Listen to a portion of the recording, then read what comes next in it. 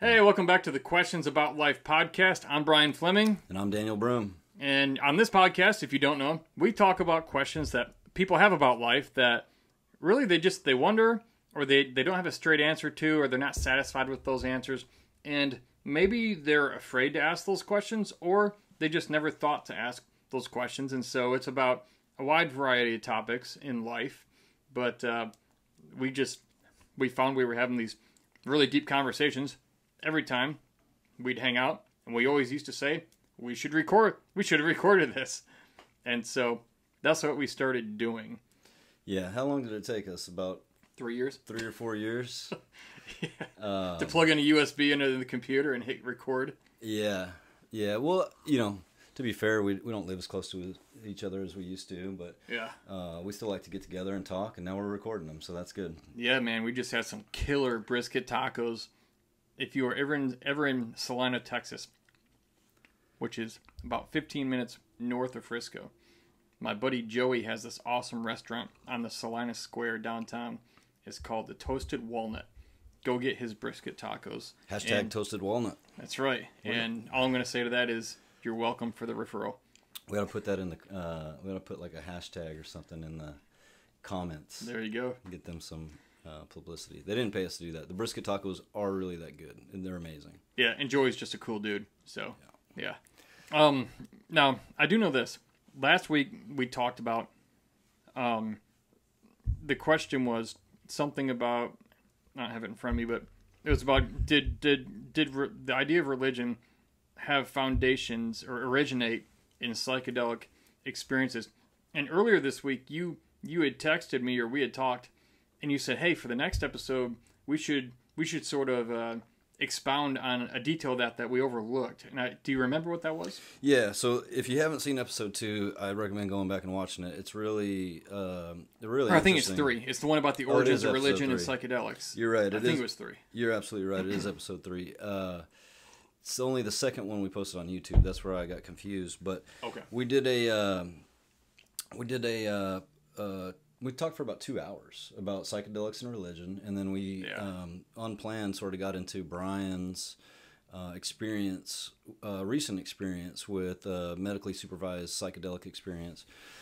And it was a good episode, but one of the things that I realized after I got home, that I think it was that day or the next day, was we've talked about, you and I have talked, and Jamie, your wife, have talked about it quite a bit offline or off the microphones, and so I've heard a lot about it, but I realized when we were recording we didn't necessarily talk much about how that experience has positively affected you guys. Okay. The after effects and stuff. We talked a lot about, and again, go back to episode 3 and check it out.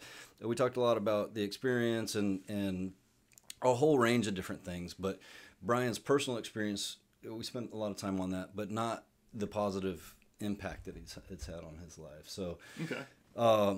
To get that started, I'll say again, we've known each other for 3 or 4 years. We've been getting together here and there, and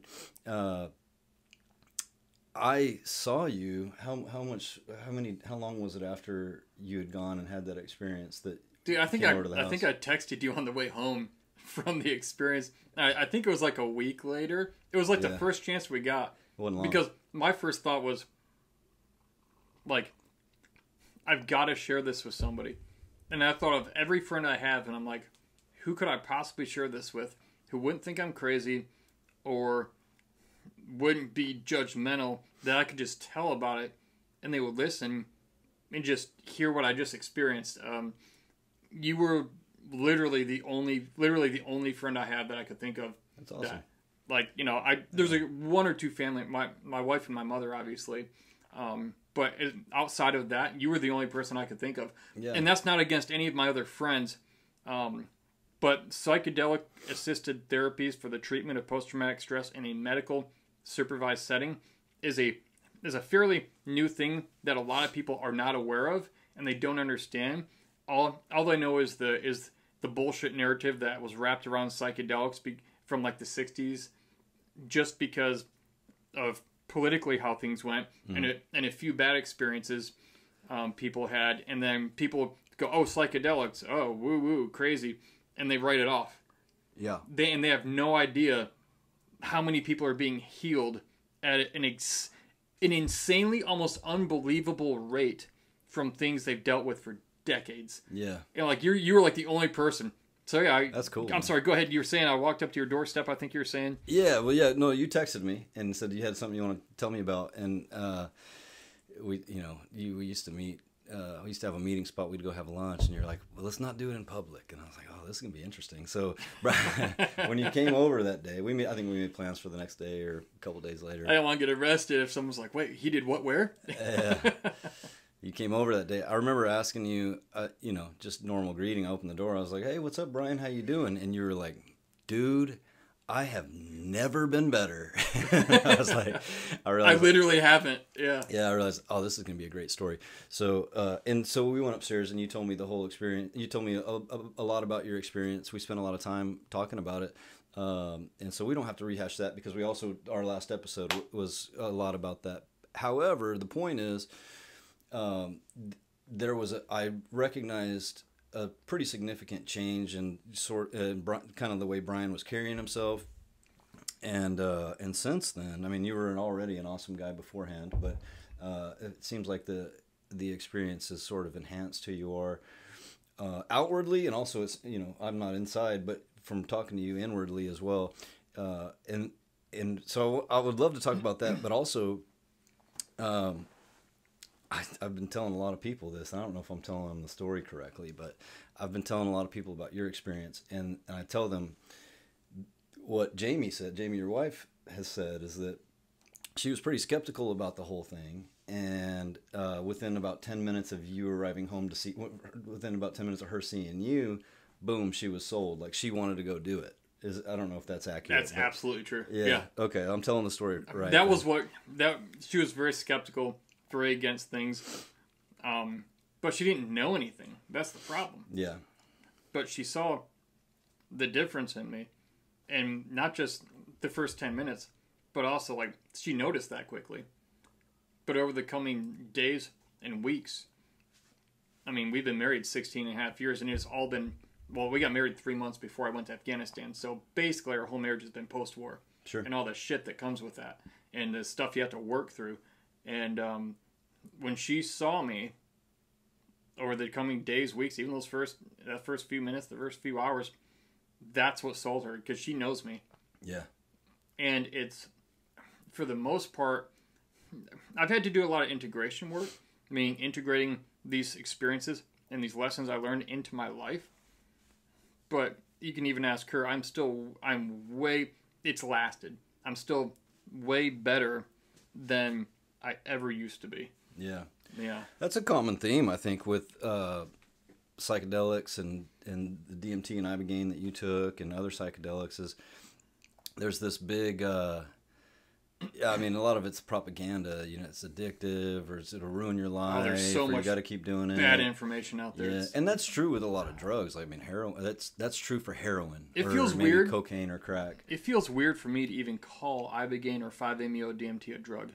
Like, it's labeled as that, but so are pharmaceutical pills. Those are drugs, but these are more like, I think more as a medicine.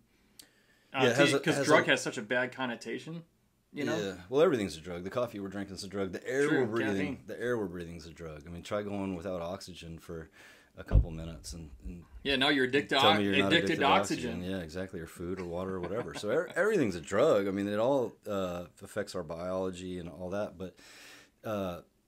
yeah, a lot of people will say that the thing about psychedelics, the reason, like your one experience with it, you're benefiting from today, but it happened months ago. It was almost a year ago. It was August of last year. Oh, wow. I didn't realize it had been that long. Yep. Yeah, I thought it was August only a few months ago. 9th to the 13th, 2021.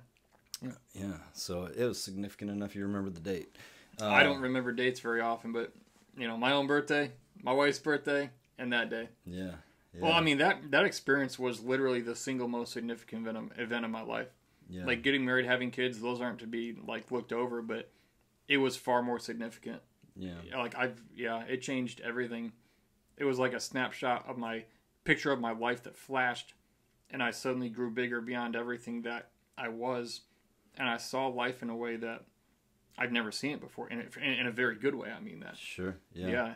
Well, yeah, they say that the reason that you only need to do it one time or not super frequently is, I heard it described as like a ski mountain. Our brain is a ski mountain, and when skiers keep skiing it in the absence of fresh powder, you start developing these paths. And I mean, they're the paths of least resistance. And the more people ski on them, the more these paths sort of ingrain themselves into the mountain or the snow.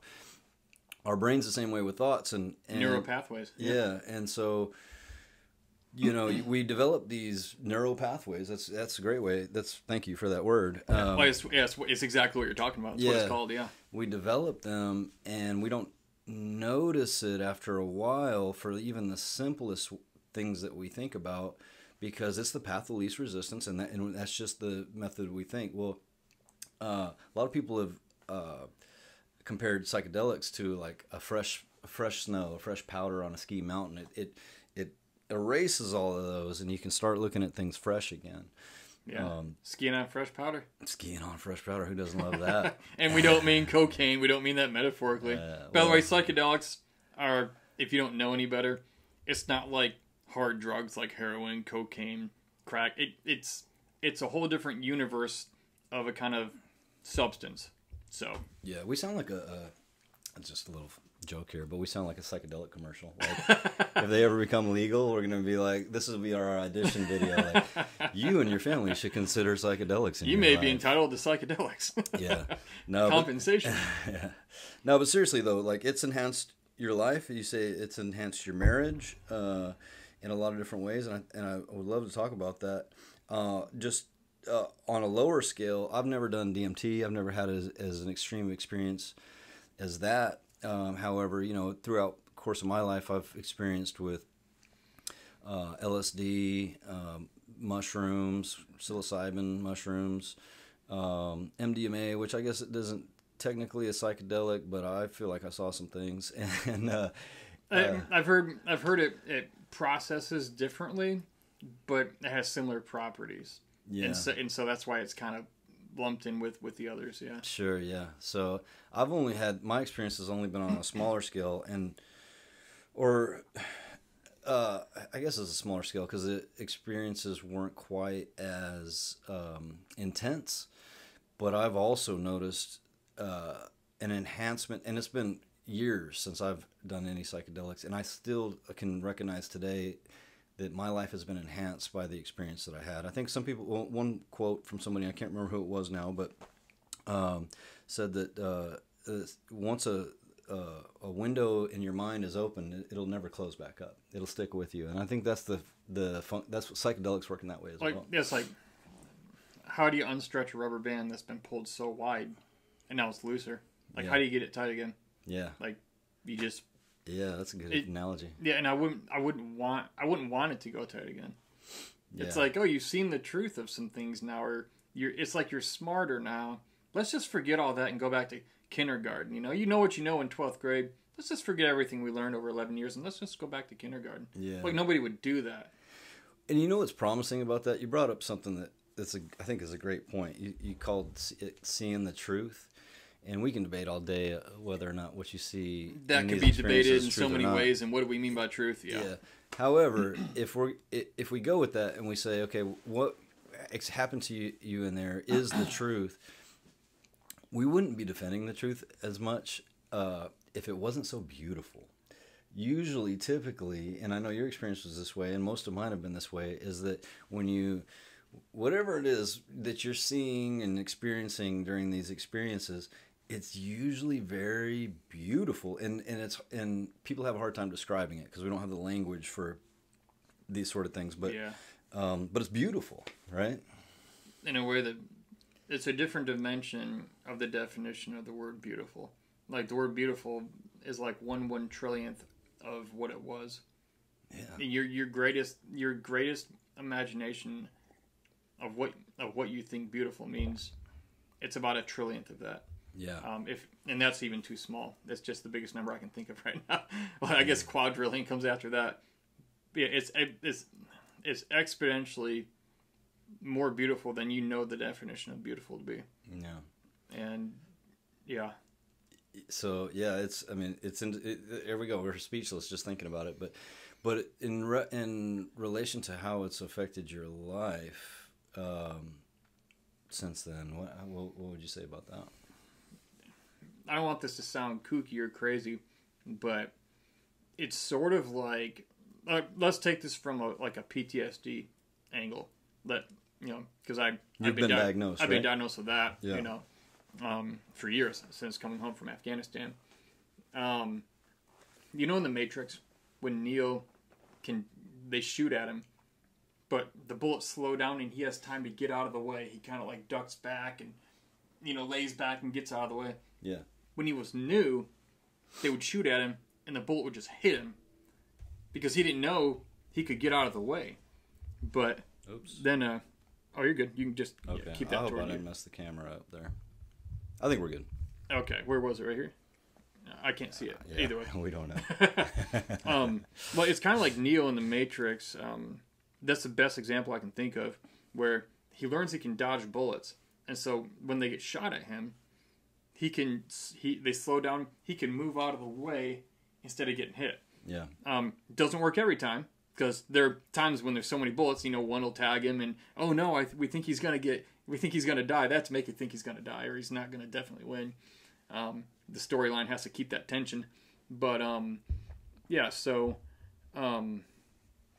it's kind of like that with the PTSD triggers. There's certain things that trigger you and make you feel really agitated instantly. It's that surge of hypervigilance.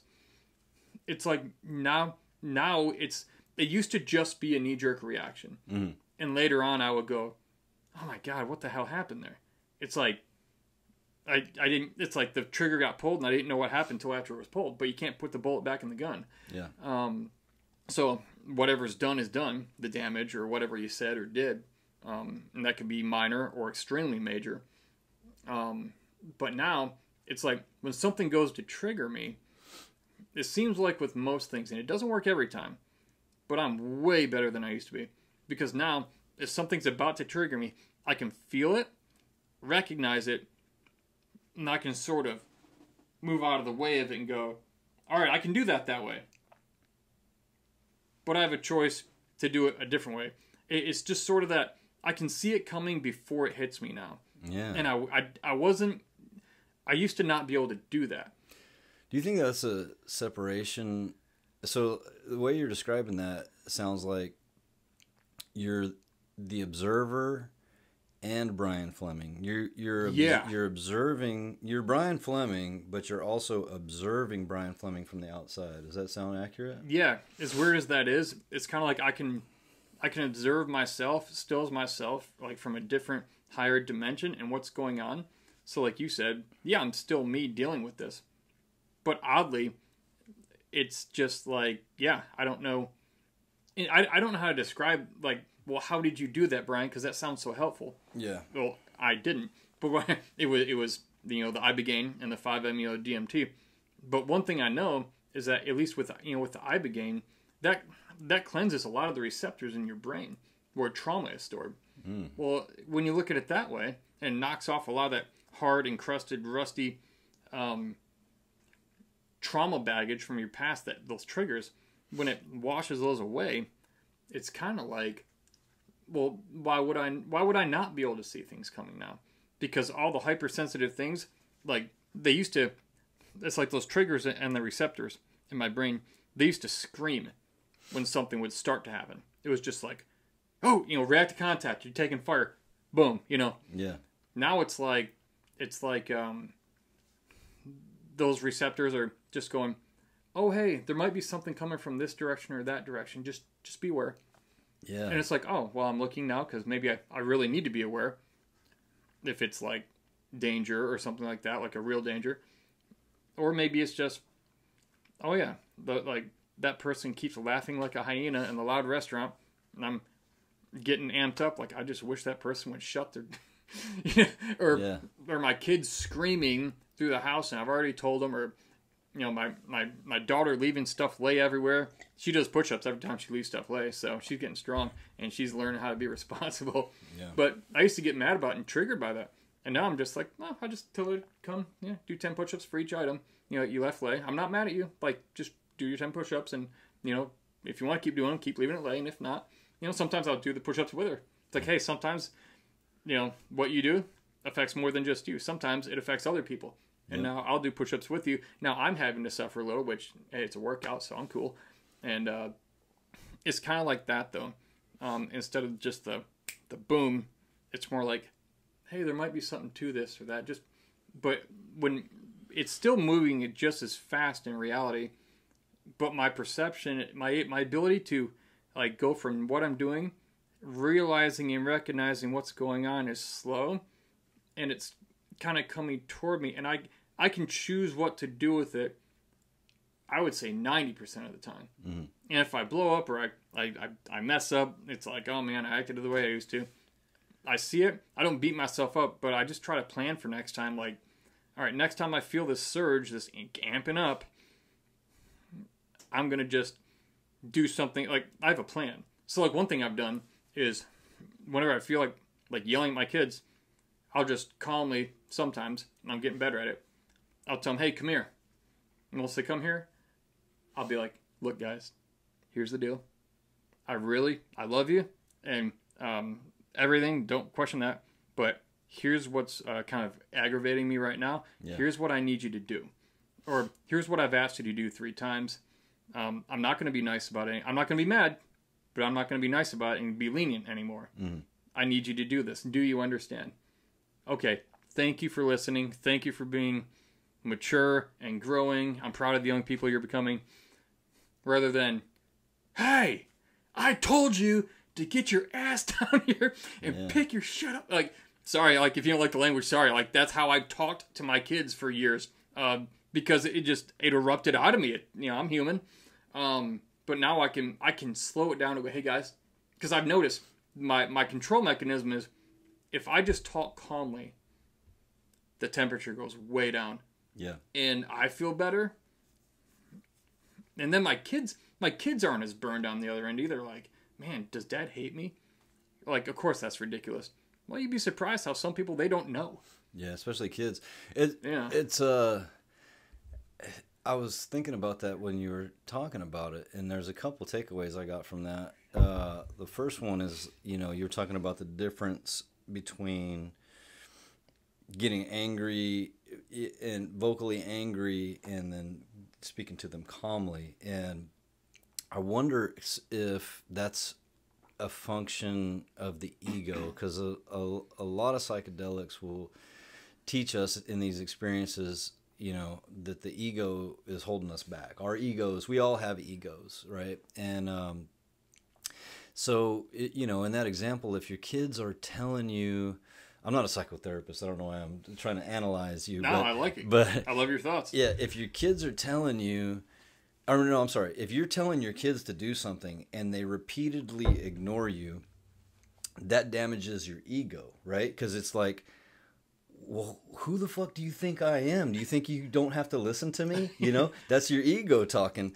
But yeah, and then in the other scenario you painted that you say you're doing now, where you're just talking to them calmly and stuff, you're not.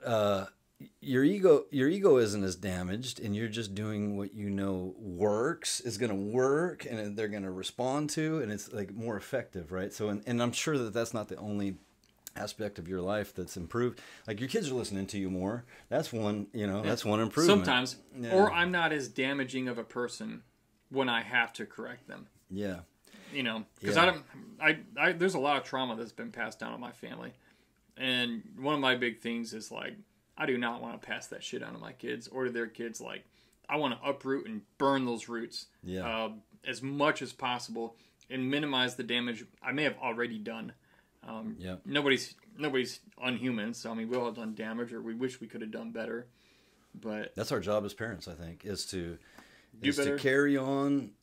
carry with us and teach the good stuff that we learned in our childhood and leave all the bullshit behind. Like, don't carry that on.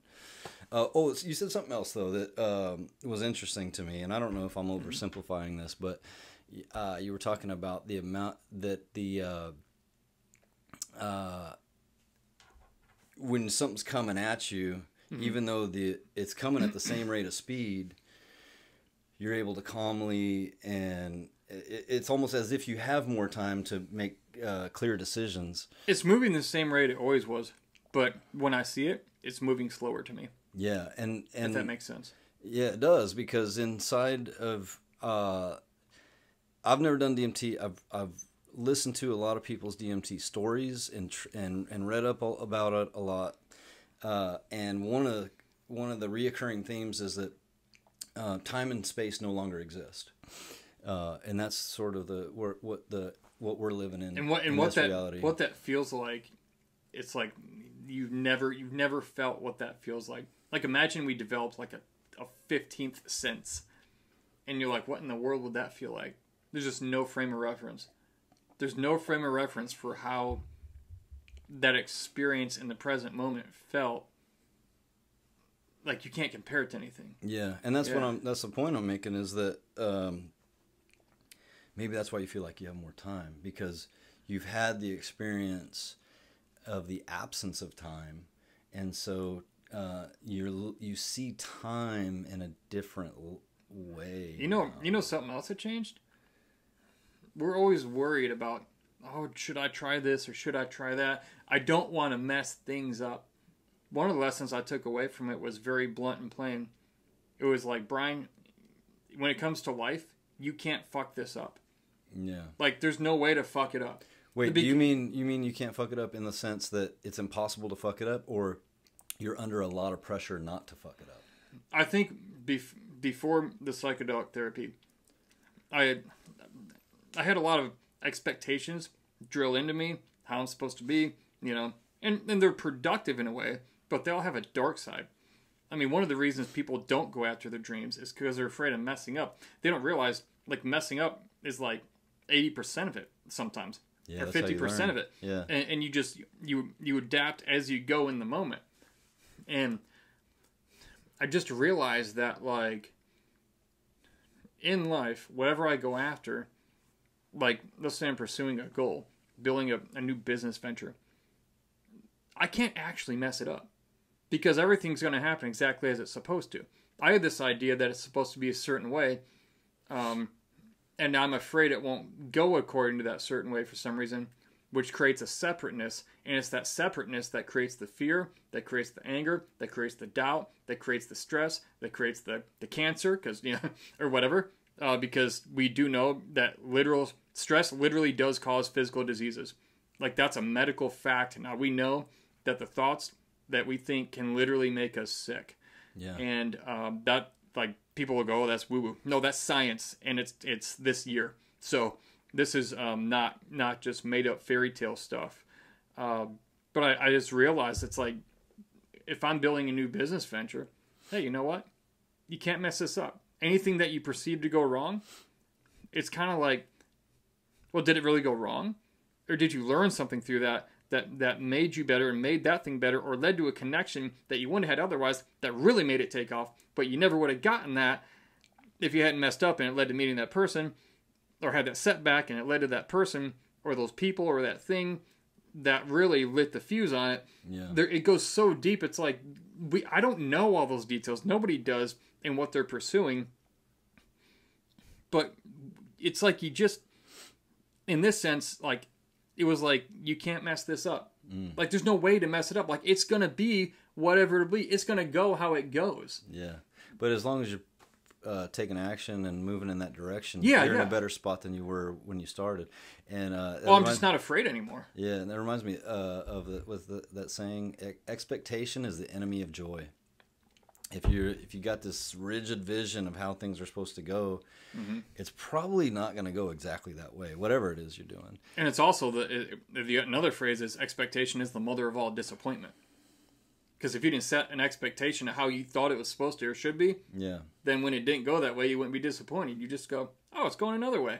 But no, we had this concrete thing set in our mind. It's supposed to be this way. It's supposed to look this way. It's supposed to sound this way, smell this way, walk this way, act this way. Yeah. And when it didn't, we're trying to control it so much. Like, it's a square peg and it's a round hole, man. Mm-hmm. And we're going, no, it's supposed to fit. And no matter what you do, it's not going in there. Oh, I'll get a sledgehammer. I'll make it go in. Okay, it may have gone in, but now you have a bunch of splintered ends everywhere. Like, that's probably not healthy in any context of the metaphor. Yeah. Yeah. Yeah.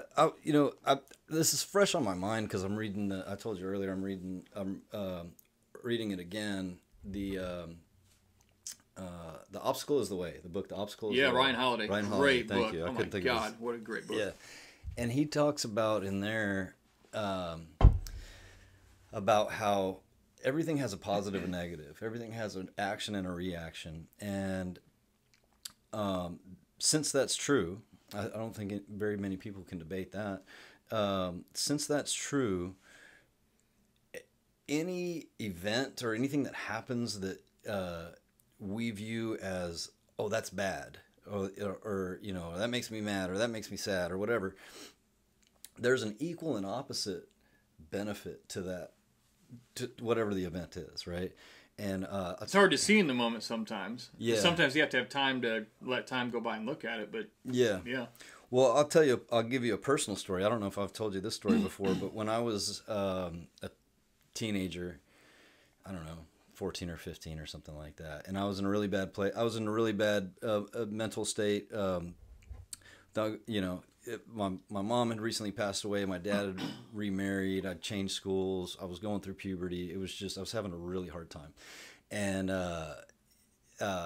anyway, I have an overactive imagination sometimes. So I'm laying in bed thinking about life and everything else with my 14-year-old brain.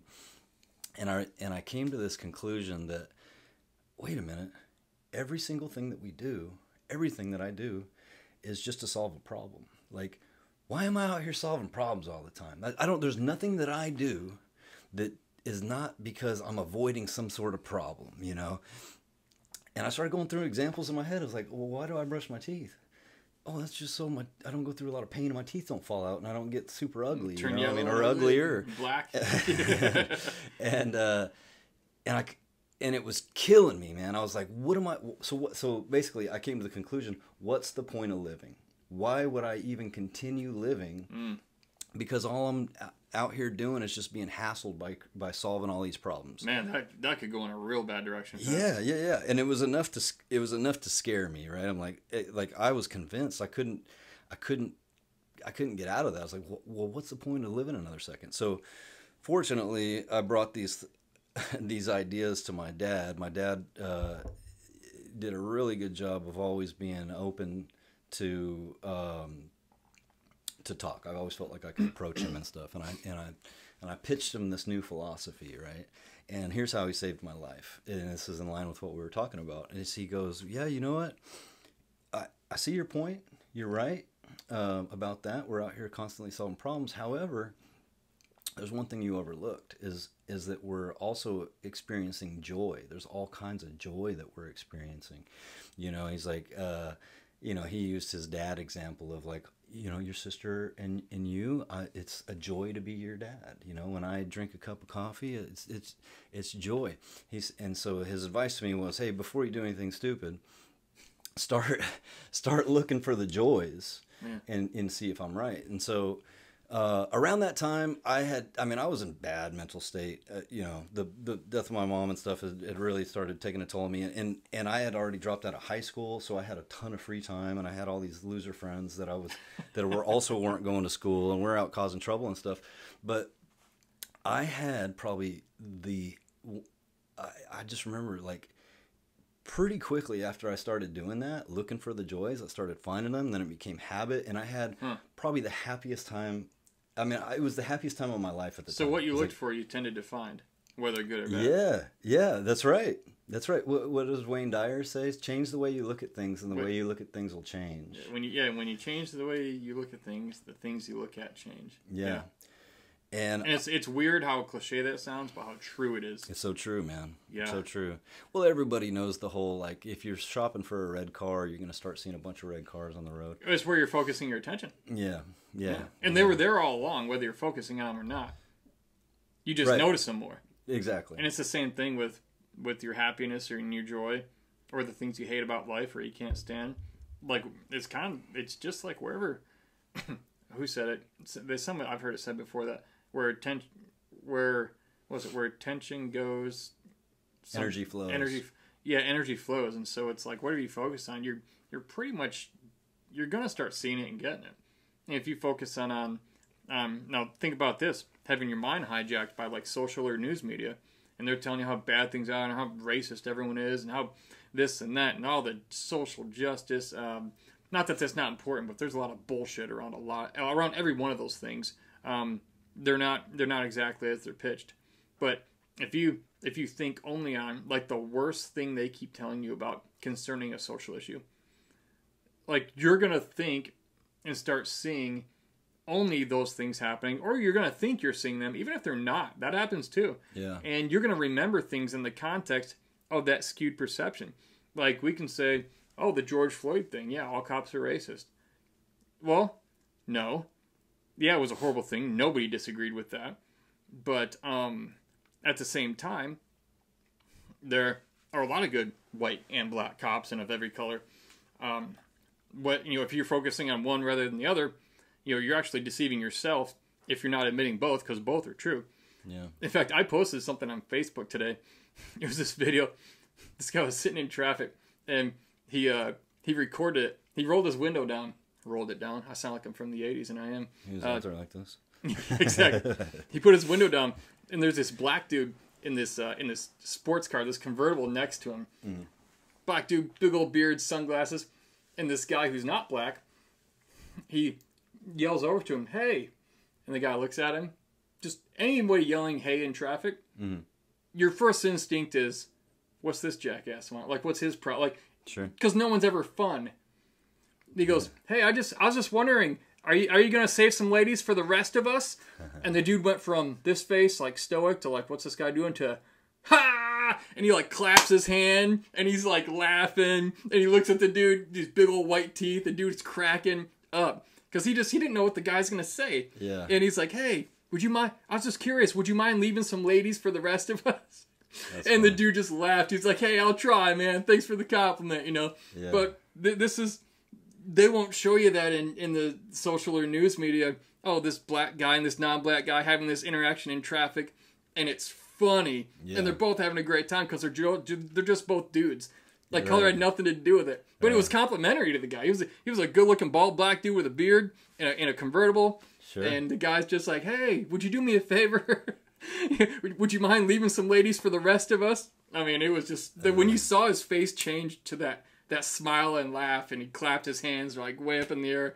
Dude, he was just so good. Such a surprise, right? Well, that's the core of comedy is surprising people. Yeah, surprise, and then there was a twist. Yeah. Like the setup was, "Hey, can you do me a favor?" And the guy's going, "Whoa, whoa." And then the punchline, "Do you mind saving some of the ladies for the rest of us?" Yeah. Yeah. But now I'm looking for that. Sure. And I'm probably gonna start seeing more of it, or noticing when my black and white and Hispanic friends or whatever, if we're joking around or whatever, I'm gonna see more stuff like that because I'm not focused on everything has to be racist. Like, and it's not. It's just not. Like, it's out there, but it is not like everyday interaction. Of course it happens, but it's not everyday interaction. Yep. But if we focus on that, and that's why the news media and social media pushes that stuff so hard. Because if you can get everyone thinking on one page, man, you can get them like robots to do your bidding and to support something that they normally wouldn't, that could be destructive to themselves and other people. Yeah, there's a whole conversation to be had there about, it's going to sound conspiracy theorist of me, but, the old saying, united we stand, divided we fall. I think there's a lot of truth to that, and I think there is some efforts... and the media is being used as a tool for this to divide our culture, because that statement is so true. United we stand, divided we fall. There's so many more of us than there is of them meaning the government. And again, just like cops, not all government employees are nefarious, but a lot of them are. And I've met some of them. And the way the system is designed. I've met some terrible, mainly white cops that I absolutely hated. Yeah. And I've taken them to court, and I've got them reprimanded and everything, dude. I'm ruthless with the bad ones, but not the good ones. Yeah. But I have to remember they're still out there, the good ones. For sure. Like if you pull out a Monopoly get out of jail free card, hey, sir, I don't know if this is still valid, as he's giving you a ticket. Yeah. I hear if you can get him to laugh, you're likely to get out of a ticket. But I saw someone do that in a video, too, and the cop's like, oh, dang, man, you got me today. Yeah. You know, it's like, the cop said that. Like, he laughed. It was funny. Did you hear, that reminds me of a joke. You hear that, this is a dad joke almost, but you heard the joke where, that good, huh? The 80-year-old he's going 90 miles per hour in a 50 mile per hour zone. He gets pulled over. This old man is, you know, he's in a Corvette, brand new Corvette, and he's out speeding. Well, now you know why he's speeding. Yeah, so he gets pulled over, and the cop goes, look, man, I was on my way to go clock out of my shift, but I couldn't just drive by you and not pull you over. You're going 90 and a 50. He goes, the cop says, all I want to do is go home. If you can give me a reason that you were speeding that I haven't heard before, then I'm going to let you go. I like this. And the old man says, 30 years ago, my wife ran off with a cop, and I thought you were him, and you're trying to bring her back. And the cop says, have a nice day, sir. Damn right, man. I haven't heard that one. That's a good one. Yeah, it's just one of those dad jokes. I thought you were trying to bring her back. Have a good day, sir. Man. So, yeah, we got off track there. Yeah. We're start telling cop jokes. Yeah. Now, we were talking about psychedelics and how they alter the way you see things. And to me, it's not in a bad way. That might sound scary to people. I see things better. I see things more entirely. If I only saw something like an inch wide, it's kind of like I see it 10 feet wide now. And I see it from all these different angles. Space and time. Yeah. Like another thing I noticed, I'm a lot less judgmental of a person in every way. A lot of times, well, all of us are conditioned by some people group to some extent to be judgmental in certain ways. Now, I'm not quick to judge things at all. Now, I mean, if somebody's running around a school or a shopping mall with a gun, that's not what I'm talking about. But if somebody tells me about a situation they encountered, whether it was with like a friend, family member, whether it was racial or criminal, or they're trying to figure out the drama in between, like whatever it is, I used to be I wanted to get enough information, I will label it, and just be done with it, sweep it away so I can go to the next thing. Like, I've learned now it's like, I seek to, before I judge, I'm a lot slower to judge because I'm so aware that there's a great possibility that I might not totally be seeing and understanding every angle around a situation that I'm presented with. And I look at it more like a judge in a courtroom now where, okay, dude looks totally guilty. We all know he is, relatively speaking. But we still have to look at all the evidence from all sides and draw the conclusions. I'm more of an understanding person now when it comes to like social issues. Yeah, I mean, I'm white, come from a conservative background, mainly Republican. I live in North Texas, so it's kind of like, you could, in the same way that I could look at a liberal from Berkeley and, I can guess who you voted for. Congrats on your $9 a gallon in gas. They could look at me and go, oh, he's a Christian, or oh, he's was in the military, or he lives in North Texas. Like, oh, I probably know how he votes, or I probably... Now, we make those assumptions, and a lot of times we're right. But here's the thing.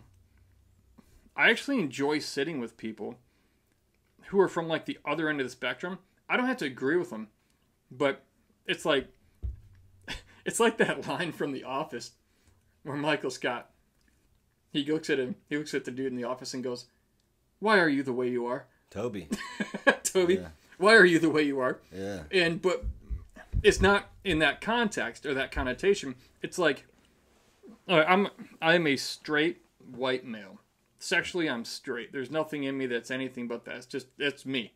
I have friends who are gay. All right, homosexual, for whatever reason, whatever. I used to be kind of taught like, oh, we're supposed to love those people, but don't hang around them. I'm like, well, how the hell do you love somebody if you don't hang around them? Like, how do you get to know them? How do you develop that friendship and that, just because of that thing. Like, I'm drinking coffee today out of this Elton John mug.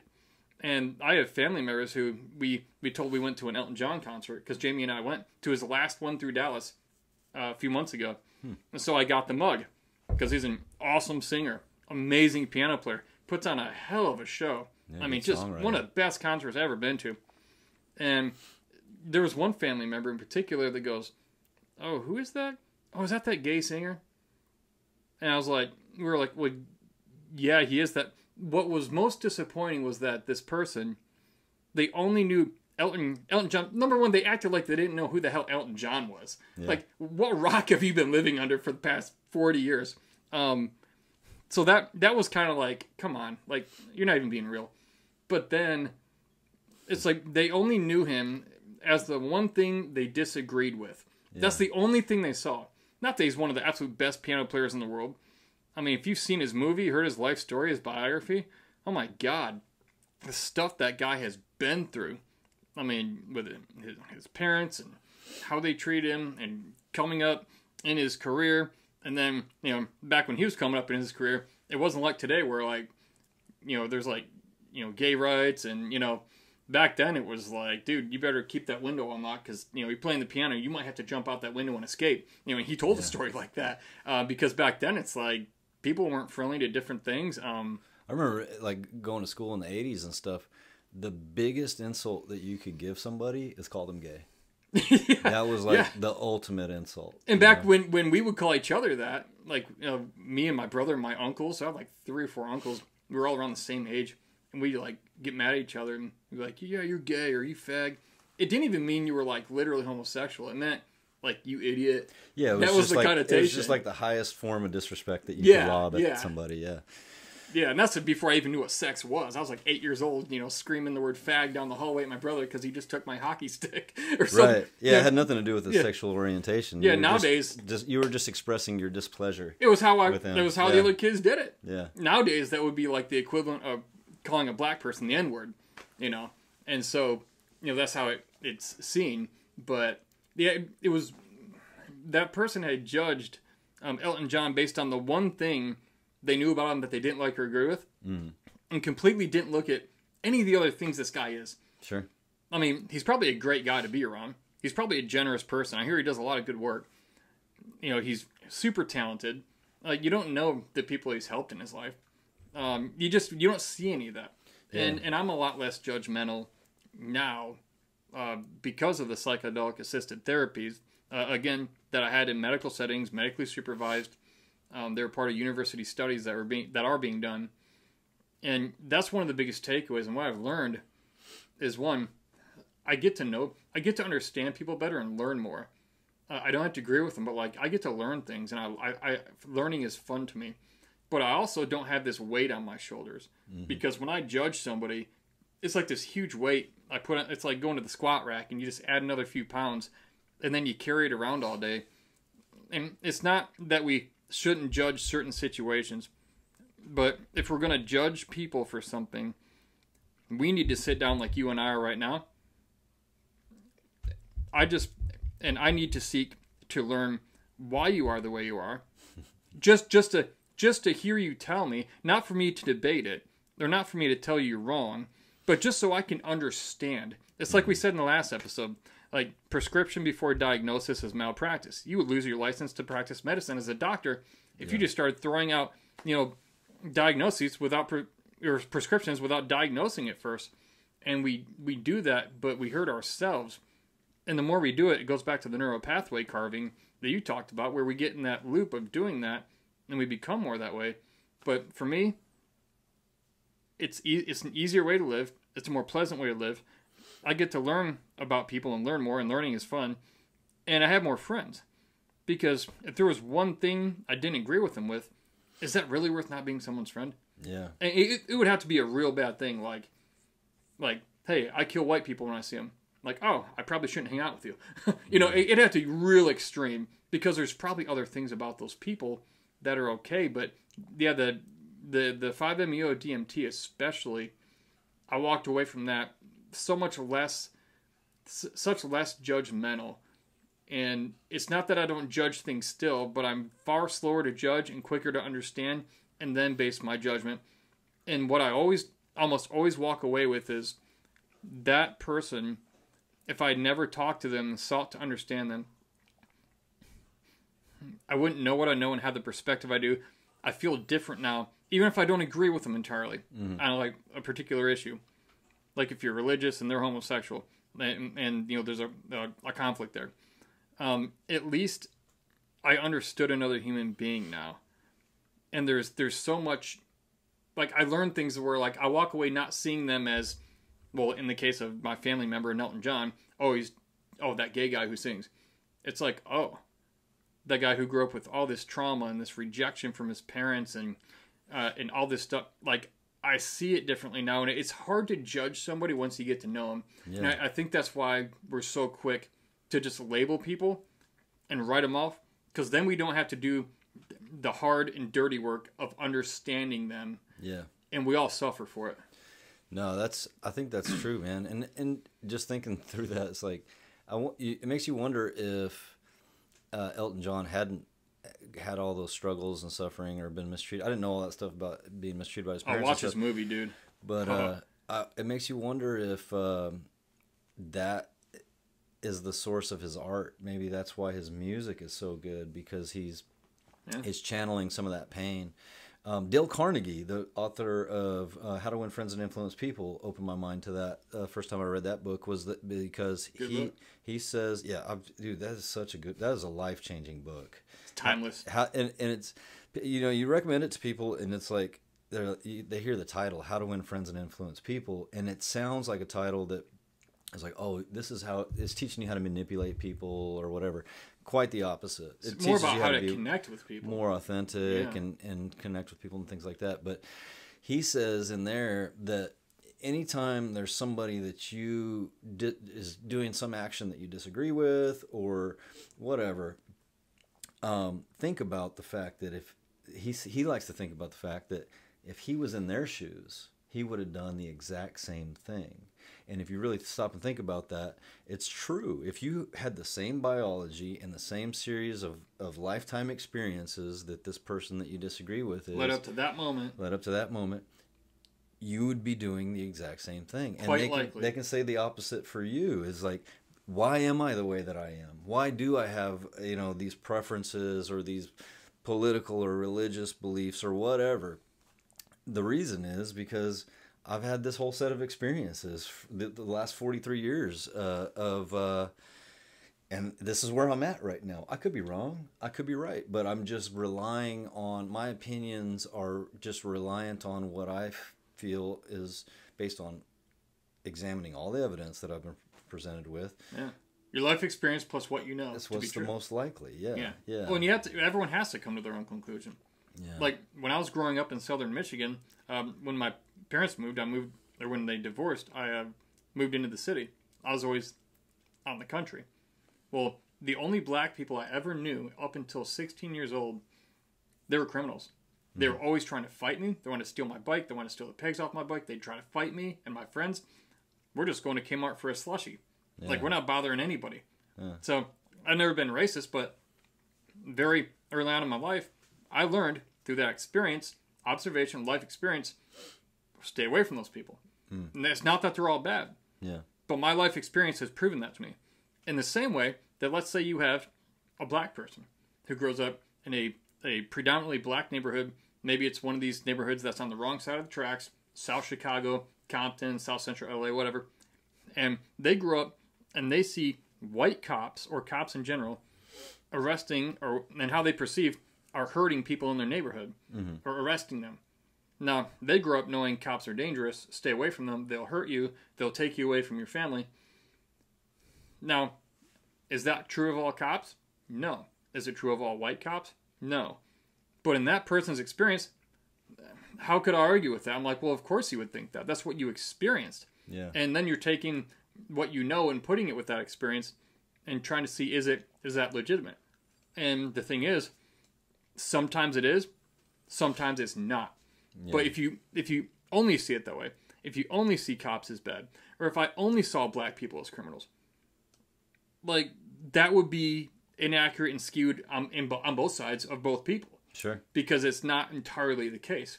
Yeah. So we can't live our lives like, oh, everything's just that absolute. Like, in this case, it's not. Clearly. Yeah, it's just perspective, right?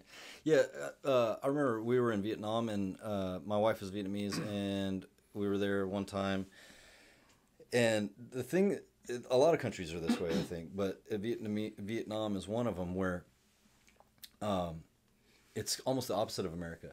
You don't see anybody out on the streets except for Vietnamese people. It's only Vietnamese people there. People from Africa don't move there.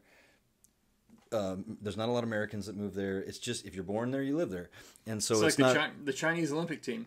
How many blacks and whites and Hispanics are on that team? Yeah, no, right, all right. Chinese. Yeah, it's all Chinese. So, I would, if I were to estimate, I mean, 99.8% of anybody you see on the streets in Vietnam is going to be Vietnamese, and then the other very small portion are usually American or European tourists, or maybe one of the neighboring Cambodia or something like that. But you don't see any black people. And I remember talking to my wife about that. We were having this conversation, making this observation.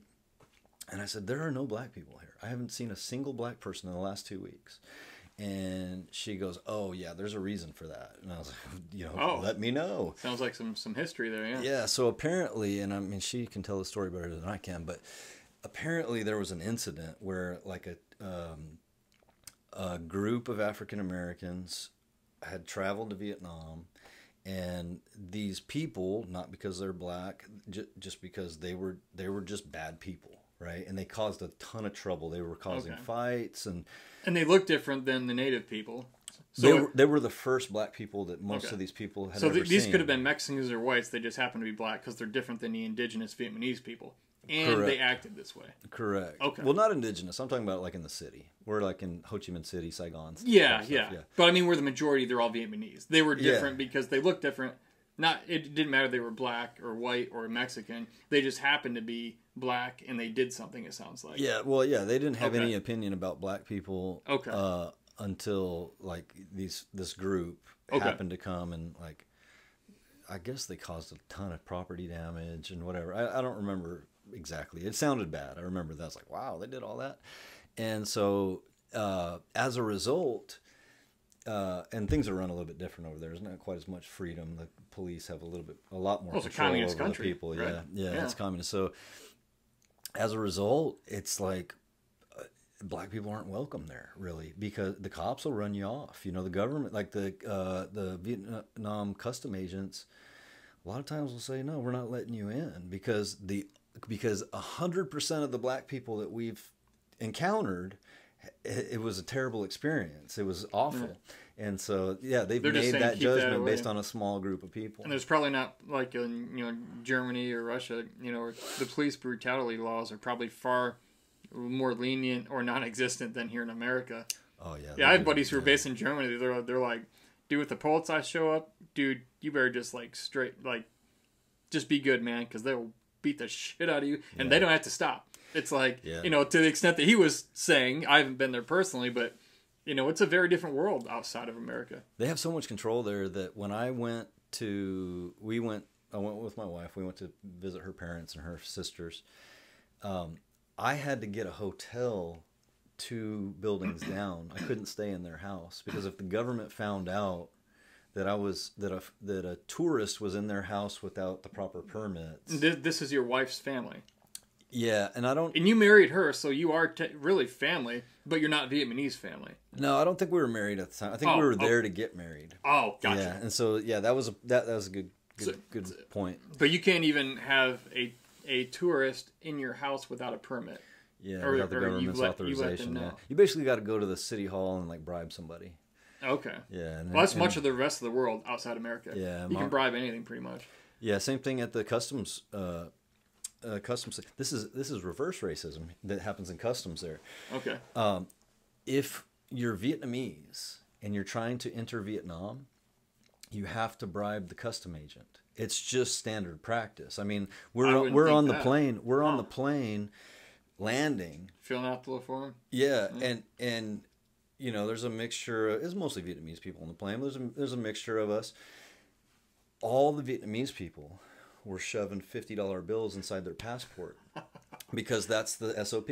If you're Vietnamese, you want to get off this plane and have no issue. You know what to do, right? Yeah, and they don't do that to foreigners or to, like I asked my wife, I was like, should I be doing that? She's like, no, you don't have to worry about it because you're American. White privilege. So I told my wife, white privilege. Yeah.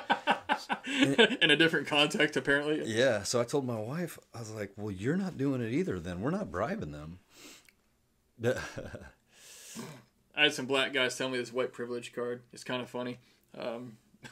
Anyway, I won't go into that. Yeah. So long story short, we didn't end up bribing the security. Well, you didn't have to. Did Tram? No. Did Tram have to? No, she wanted to. Because she was with you, or she wanted to, but okay. I was like, we're not doing that. And so we got to the customs agent, and I showed my passport. He's like, go ahead. And then my wife, and he's like giving her a hard time because there's no money in her passport. Yeah. Come on, lady. You know the deal. Yeah. And she's like, hey, he wants me to give him $20. And I was like, tell him no. And so she tells him no. And he keeps hassling her. And I said, look, tell him this. I said, tell him. No, he starts asking what I do for a living. He wants to know like what our status is or whatever. Yeah. Are you bringing value to this country? Or yeah. Maybe. So she goes. So I said, well, tell him I work for the government. I tell him I work in Washington D.C. And she does.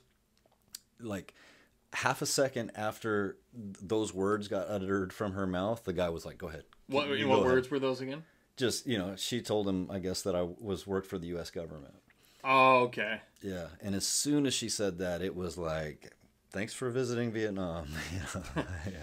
Well, that probably meant he probably saw some consequence if he gives you too hard of a time based on who you might be. Yeah, that it might come down on him because this could be maybe an international relations thing or something way above his head where it's not worth messing with you. Yeah, yeah. I mean, something became consequential to him because if it hadn't, he'd still be like, no, like the ball's in my court. Mm-hmm. I'm not letting you through until you give me 20. Yeah. Well, that's the reason that they don't ask foreigners for bribes because typically the foreigners know better. But Vietnamese people are under the Vietnam government control, and so a lot of foreigners have money too. You're going to bring money into our country? Like, we won't argue with that. We might tax you a lot of it, but, and that's what I hear, it's that they do tax more, apparently, if you do business there or something. But, yeah, I think you can also see, in a lot of countries, especially from America, people look at Americans as rich. And relatively speaking, we are. Mm-hmm. I'm in pretty much every social class compared to the rest of the world. So that might have something to do with it, too. Yeah, who knows, man? Who knows? Just weird stuff. And how do we get on that? We're talking about judgment, I think. Judging people, yeah. Yeah. Yeah, making snap judgments about people. Yeah. It's fun to get to know people that you don't exactly match, aren't exactly like you, because it opens up other horizons, back to like opening up that window that never shuts again. I have a word for that too. I was talking to my wife the other day about that, like about a lot of the Christian church in America nowadays. They'll say, "Oh yeah, love everybody," but like then there's no action. Like they're not doing it. Like if you want to shut down a church in America, especially Texas, go get all your black and gay friends and invite them to church and keep going. You will see that place. It will crack because people. Oh, it's preached, man. But you start inviting too many minorities or too many homosexuals into a church, and it's like a predominantly white, evangelical, like Christian church. Like everyone says, "Oh yeah, love them and do this." Well, you start bringing them, people start going, "Look, you're gonna keep bringing those people around. We're leaving, and our money's leaving with us." Now you have a real problem. Now the politics of the church are involved, and paychecks are at stake, and they don't want to appear racist or anything or phobic, but oh, dude, like it sounds horrible to say I dare you to do this experience or experiment. I've thought about doing it, but I don't feel like my motive would be right. Like I truly want to help people, but I've been around long enough where I know if I invited 10, like where we live, let's say one of the churches I went to previously where like it's 99% white. If I brought 10 new black and 10 new gay friends to church every Sunday. You would fill up that auditorium in a matter of weeks with those people, those new people. The people who are there, comfortable in the way they're thinking, and the way they preach it, like, yeah, love everybody. There's going to be a problem because we don't want, their perspective is, we don't want them influencing our kids, their way of thinking, their beliefs, what Jesus said, to go hang out with them and love them, which is what he did. It's very, very interesting. Yeah. And, well, I know that somewhere in the Bible. I'm sorry, real quick. What my point with that was, in church, I have a term for that. If spiritually, let's say spiritually speaking, you only hang around people who believe what you believe, and you don't ever learn about others. Not that you have to believe what others believe, but I call that spiritual incest. Yeah. Because it's like, and it could be applied to anywhere, but it's like, oh, we believe this, and we only hang around other people who believe this, and they keep that revolving door loop going, and we don't get out of that revolving door. So basically, the family tree, so to speak, that spiritual family tree in that context, it doesn't branch out. It goes straight up and it reproduces from within. Yeah. And I call that spiritual incest. And that's so much of what happens. And if you don't believe me, look, if you're in a predominantly white setting, I challenge you, bring all your black and gay friends and keep bringing them back. You're going to see and start hearing about it. And maybe not every church. I would guess 90% of churches, I can almost guarantee it would cause a shitstorm. Now, behind the scenes, they try not to, but it's going. You'll see people leaving the church and taking their money, and church is like, what are we going to do? It's the way it is. So I understand that there's like some Bible verses that are anti-gay, don't lay with another man or something like that. Like, what is it about black people that the Christian churches, is there some there's sort a lot of biblical? There's a lot of black churches for that reason. I think you look at like T.D. Jakes' church here in Dallas, mega church. It's 99% black. Yeah, and there are a lot of wonderful people in black churches. I know a lot of those Southern gospel, grew up in the Southern Bible black churches. Wonderful people, in my opinion, way more entertaining and fun to be around during a church service than an all-white crowd. The music's way better. The dance, and these people throw down. God, they can cook. I'm not stereotyping; it's true, man. Like, they're really fun to be around, and they're very self-respecting of themselves, and that always caused me to have a lot of respect for them. What was your question? I'm trying to remember. Why do I think that? What is it about black people? Is there something in the Bible that says? No, I think in America, it's a very subtle. It's a very subtle underlying racism. Where, like, I think this might not be everybody, but it might be like, oh yeah, we'll be nice to the people, but we really don't want them around very much. And now we're getting deep into social issues. Like, if you change the racial profile of a neighborhood, it can change the home values based on perceptions of, is this going to be a safe place to live, or is it going to become dangerous? And then, the cops run a lot, and it runs the values down. And with as horrible as it sounds, that sounds, it's true. That does happen a lot, and throughout history, it's happened. And we could go into all the reasons why it was justified or not justified, and the reason that happened, that wasn't their fault. Like, I get it. I've heard it all. I'm just saying, I think that has to do, not with the Bible, really. Even though the Bible does talk about being set apart and not being the same as everyone else, there's a lot of exclusivity, as with a lot of religions. Yeah. But I think with the black thing, like in America, with like a mainly white church and in a place like small town North Texas, if there were to be a big influx of black people into a church, which I think would be wonderful. I mean, there's nothing more boring than like a church with all white walls and it's bland and there's no color in any sense. Like, give me some color in life, man. Yeah, some diversity. But I think it just has a lot to do with historical things, perceptions passed down. If people had bad experiences with the black race, then they told their kids, like, hey, look out for these people. If they had experiences like mine growing up, why would they not? But you can't just take that at face value and go, oh, they're all that way. Yeah. Like, they're not. Just like cops aren't all one way, or all white people aren't one way. We're all human, man, you know? That's right. We have more in common with each other than we're... Like, it's interesting how we focus on the differences. I was thinking about that when you're talking about Elton John, and it also applies with skin color. It's like, okay, I know one thing about this guy. I know his sexual preference. I know who he likes to have sex with. I don't know anything else. Like, that's any of my business anyway, but yeah. But, you know... Maybe we have a lot in common. Maybe he loves Led Zeppelin. Maybe he loves smoking weed. We obviously have the same taste in music. You know, I love his music, and it's interesting how and it's the same thing with skin color. It's like we have so much in common with each other, but it must be some sort of human thing where. Why are we just so focused on the differences?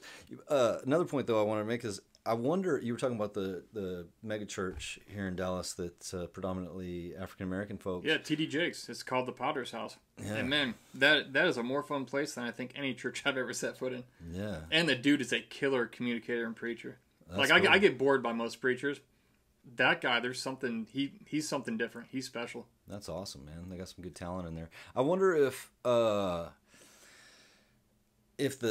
opposite is true, if somebody starts bringing a bunch of white folks to that church, obviously it sounds like you visited there before and it went fine, but I wonder if you started bringing, I wonder if the opposite is true. I think if you got enough white people, because it's the same thing but in reverse now. Yeah. I think if you got enough people who were a different color coming in, you would probably have a lot of the same reactions because you get a lot of people going, oh, white people can't stay in their own church. Now they want to take over ours. That's why they keep showing up in mass. Yeah. You know, if somebody could take it that way and historically try to justify it and get a lot of non-thinking people or thinking people, regardless, to believe them and buy into that, and next thing you know, they're doing the same thing to a lot of the new white people that the same friction would exist in that church. Yeah. Because it's like, oh, you did all this to us. This is how it could be perceived. Not that it would. You did all this to us over the years and decades and centuries. Now you're just trying to take over again. And it's like, well, how could they see it any different? Unless they didn't have that spirit of division and separateness.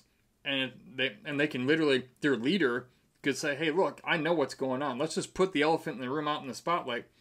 But here's the deal. Those people of a different color, they have the same problems you and I do. Yeah. Quit looking at their color. Remember that that's your brother and sister too. Now, it would take leadership to band together and go, this isn't happening on either end. And you're going to lose people. Yeah. You will, regardless of their color. White's going to a black church or black's going to a white church. We have that division. A lot of us do that mindset. And reasons we feel are justified in doing that. Sure.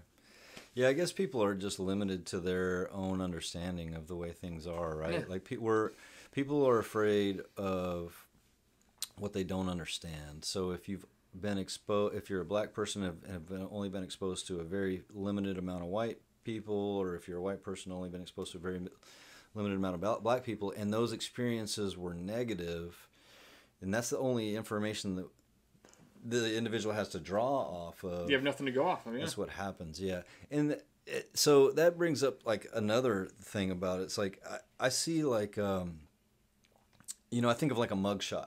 You'll see this on social media sometimes. I've tested this opinion and it's very unpopular. So if you're triggered easily, trigger warning. Yeah, just turn this off now.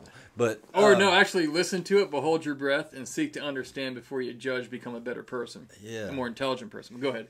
So like, every once in a while you'll come across like a mugshot on social media, and then there'll be like a report about what this person did, right? And and then of course in the comments, or what this person allegedly did, and then in the comments, hang them high, make sure you give them the death sentence. There's all these people, allegedly did. So terrible, blah, blah, blah, blah, blah. Yeah. Yeah, well, usually when they're taking the mugshot, you haven't been tried yet. So they have not been proven guilty in a court of law yet. Yeah. Well, I mean, even like in a case where it's pretty clear they're going to be convicted. Okay, Go ahead. You look at these mugshots, and the common theme, and you'll start noticing this if you remember what I'm saying, is the common theme is in every single mugshot that I've ever, most of the mugshots that I've ever laid eyes on, is the one common theme is there's a lot of pain in that person's eyes. Now, admittedly, a lot of that could be due to the fact that they've just got busted and they're not in the best of moods, but also, I think that like a lot of times people that commit horrendous acts do so because, like Dale Carnegie said, in their shoes with their experiences, it led them to that moment. They felt like that was the best choice. For example, child molesters. I think everybody can agree, and this is the trigger thing I was talking about. I was talking about child molesters. I think everybody can agree that is one of the most horrible things that a human being can do, right? Is molest a child. Yeah. And I'm not defending child molesters. I think that clearly not. Yeah, we should prevent that from happening at all costs. Sure. But one of the things that I think that people rarely consider is nobody asks, why did that person molest the child? And if we were to ask that question, the answer is never going to be, I don't know. They had a great life. They had plenty of money. They had a good family around them. They felt loved and appreciated and respected. They were getting, all their needs were being met. All their basic needs were being met. Nobody knows why that's usually not the case. It's usually this person was molested when they were a child. Yeah. And they're channeling their pain that way. They're, misery loves company, right? And so they're passing on that pain to the next child. And understanding that if that happened when they were a child, when a child's brain is developing that early, between like the ages of 4 and 11, there's so much development going on that when something like that happens, it can cause differences in the development of the brain. Yeah. And it's not that the person's innocent or shouldn't be punished because it happened to them. No, they're getting punished. Yeah, we got to prevent them from doing it again. But what can we learn about what happened to them? So maybe we can start preventing those things from happening, and as a race of humans, start maybe evolving to a point with each generation where we're trying to snuff that thing out, whatever it was that was causing that bad outcome. That's an excellent point, man. That's an excellent point. Instead of focusing on punishing, like in the comments, make sure you kill they have them. To be punished. Instead of focusing so hard on the punishing the offender. Yeah. If we took that same amount of energy and focused on preventing people from becoming offenders by making them feel truly loved and appreciated, protected, and all their basic needs are being met, that would be more productive. I read I think Marcus Aurelius said, if you focus on educating the children, you won't have to punish the men. Damn, that's good. Something to that effect. I don't think that's word for word. But I believe he said it, though, because that guy was super wise. If you focus on educating the children, you won't have to be burdened by disciplining the men. Yeah, because the current men are going to die off someday, and those kids will become the new men and women. And, that's however they are is going to dictate how the state of the world is. Yeah. Yeah. Yeah. So it's, I guess that's just kind of in line with, as human beings, I think we all have a tendency to knee-jerk reactions, and we go, you mentioned this earlier, as like taking the easy route. It's easy to judge somebody. It's easy to put a label on somebody. That's the lazy person's way of handling life. It really is. Doing the hard work. The quick judgment. Yeah, so you're scrolling and you come across this mugshot. This guy raped 3 kids. Of course we get this upset feeling, and it's a natural human instinct to punish the guy, kill him, whatever.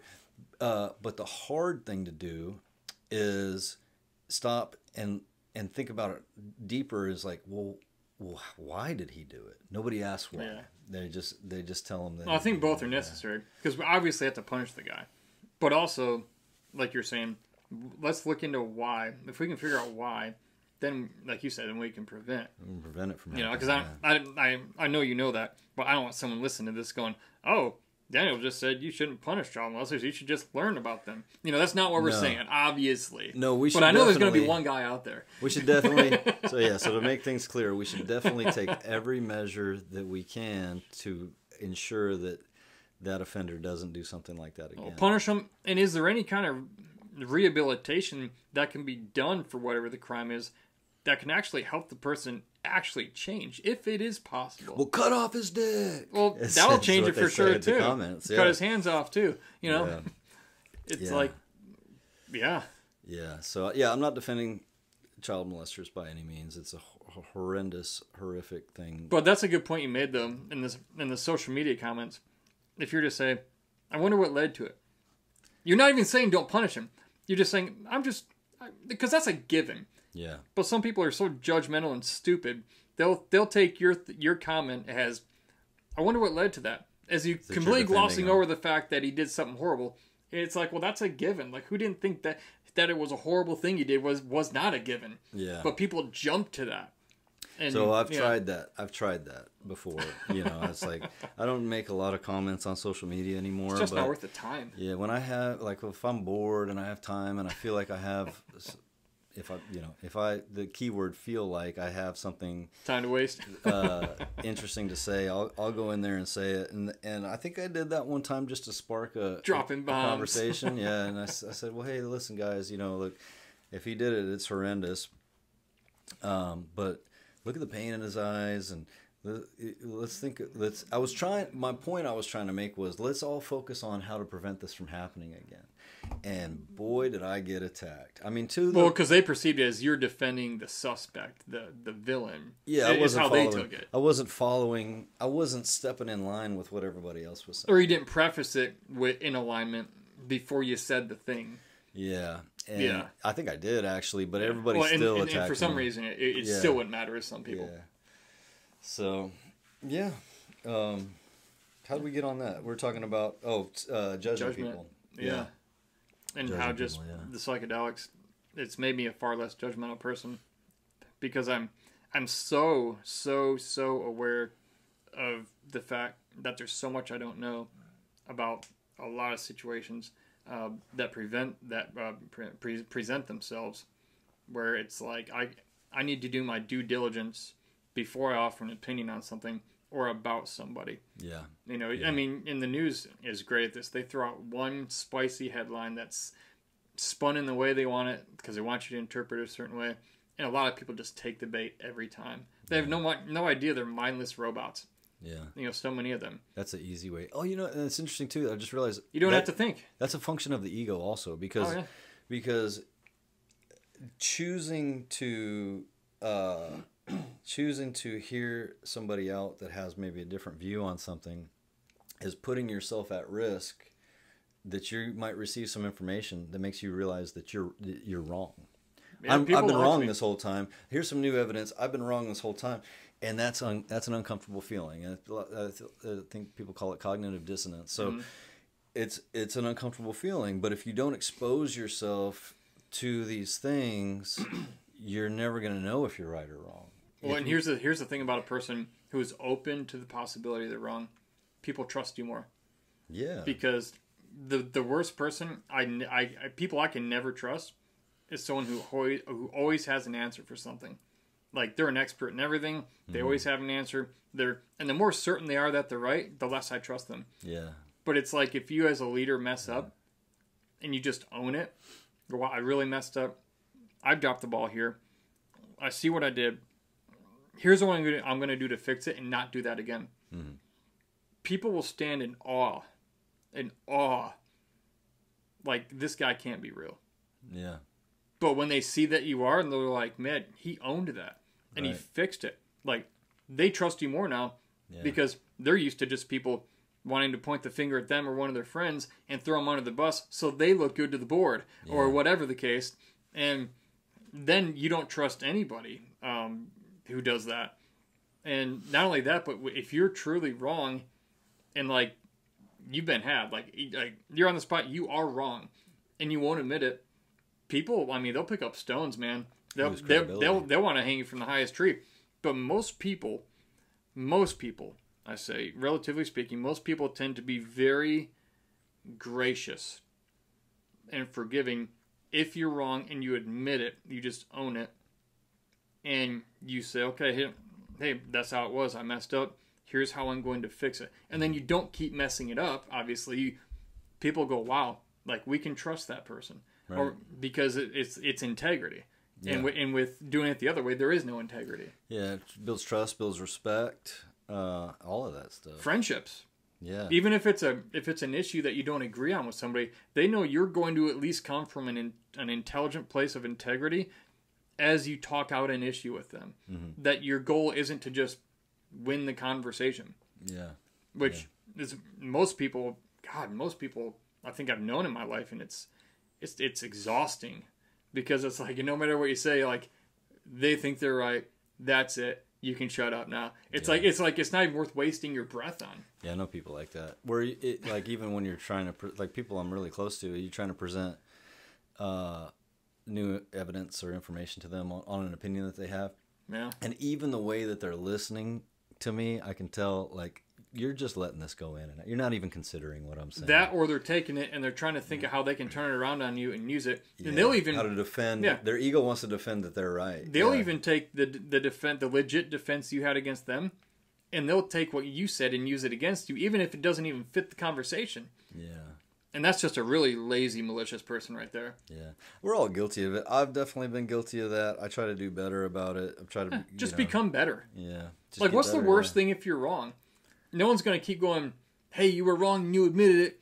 Hey, you were wrong and you admit. Remember that time 3 months ago you were wrong and you admitted it? Yeah. Like, and if they are, everyone else standing around is going to go, dude, we know he was wrong, he admitted it. Why are you still bringing it up? And now they look bad. The accuser looks bad. Takes their power away. Yeah. It does, yeah. But nobody thinks like that. Or a lot of people don't think like that. Yeah, all we can do is try to get better. That's, so anyway, back to psychedelics.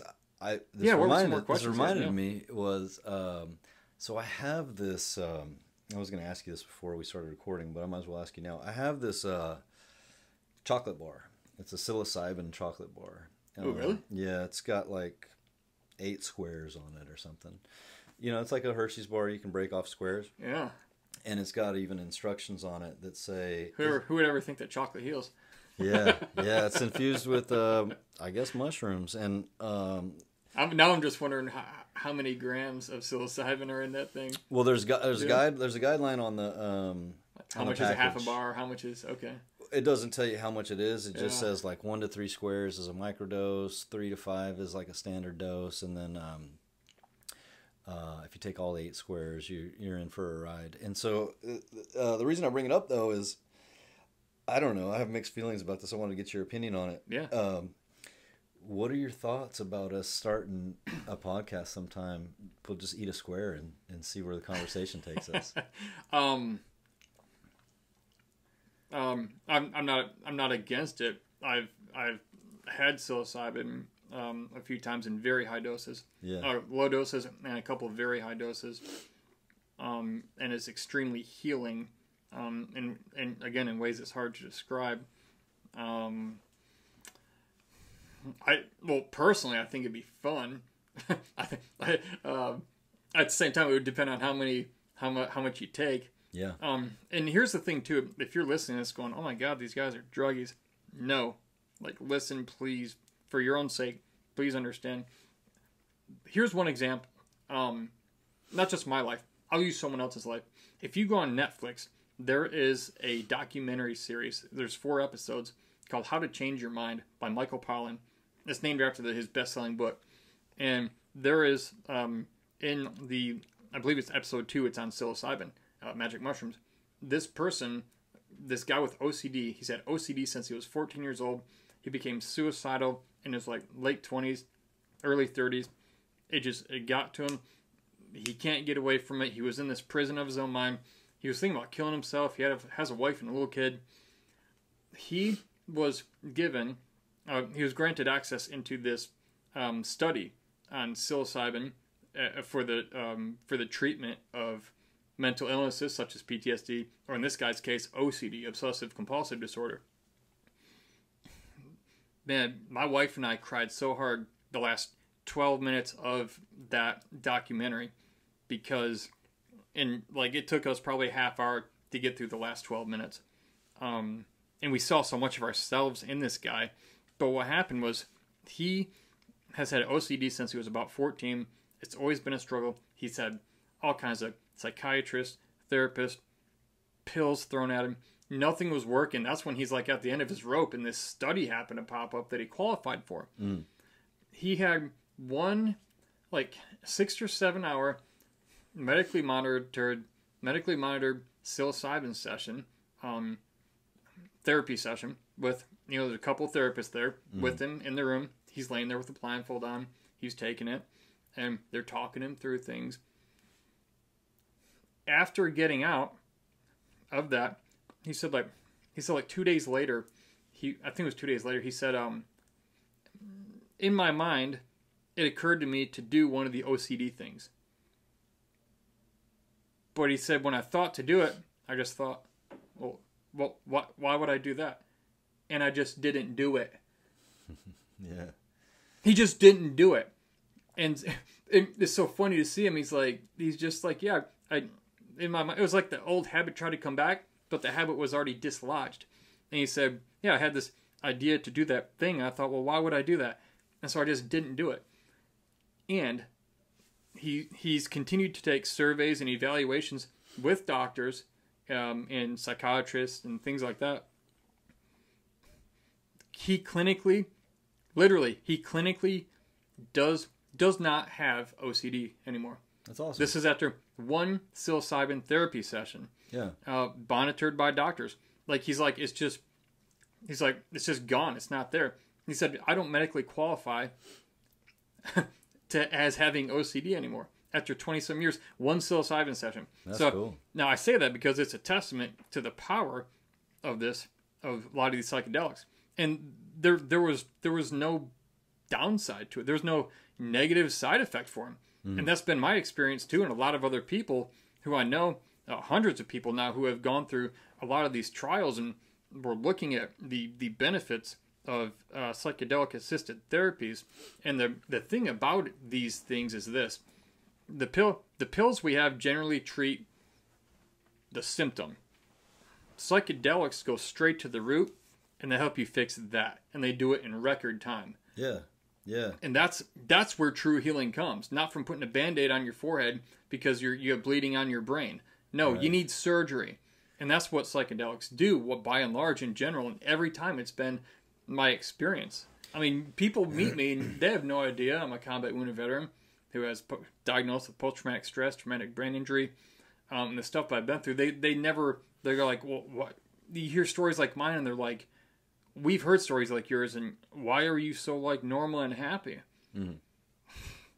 Oh, I've been reborn, and no offense to the church, but my being born again truly did not happen at an altar in a church. It happened in nature. Yeah, and it happened in just a matter of hours, and my mind was healed and reborn, and I see and understand more now. I'm less judgmental. I'm more loving, and overall, I'm healed from so many of the bad things that were affecting my life. And it was just, it doesn't even take long. Now, you do have integration afterwards. It isn't just a magic bullet. In a way, it is a magic bullet, but I'm hesitant to say that, because there is integration work to be done in integrating what you've learned and how you feel into your daily life for moving forward, because, we tend to, as life happens to us, we have to, look at those lessons and go, okay, how does this apply? Can I handle this better? And, the less judgmental I am, being the least judgmental as I am now, that came from a vision I had on the 5-MeO-DMT, where I saw people of every kind, of every race, of, man, woman, hetero, homosexual, transgender. I don't care. It didn't matter what you are.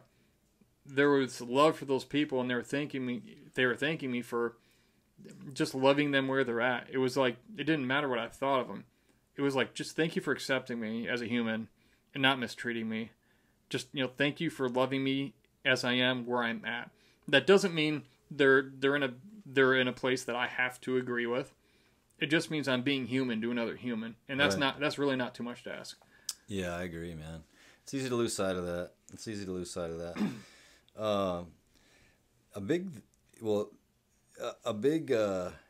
We're not saying to anybody, just, hey, go out and do some mushrooms. It's not for everybody. You definitely want to do it in a safe way.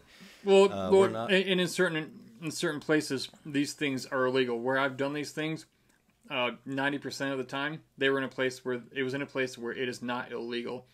Or it was done in a medical setting where it's allowed because it's a medical setting. Yeah, and it's not for everybody either. Like, there's been some cases of, even with marijuana, where somebody perfectly normal medically, mentally, and then they get real stoned off some weed or something, and then it turns them schizophrenic. Like, there's some gets some schizophrenia. That's a very small part of the population. Yeah, well, and if you do have like schizophrenia, bipolar, something of that nature, those people are, from what I understand, medically speaking, are the worst candidates that probably should not, because it can make it even worse for them. And so, again, I'm not a druggie on the street. Like, I mean, I've gone to doctors and people who offer this stuff, and I've been cleared medically, for these things, to have these therapies. And, oh my God, I'm so glad. Like, someone should have given me these 15 years ago when I got home from Afghanistan. Yeah. Like, I wouldn't have needed anything. I mean, much of it. Imagine the trillions of dollars that the medical field would lose if the secret got out. Yeah. Oh, it's getting out. Yeah. Like, once a thing's time has come, you can't stop it. Yeah. And it's coming back. And it's here. Well, the government has control over it too, right? But what happens when you outlaw something? Of it. Yeah. What happens every time you outlaw something?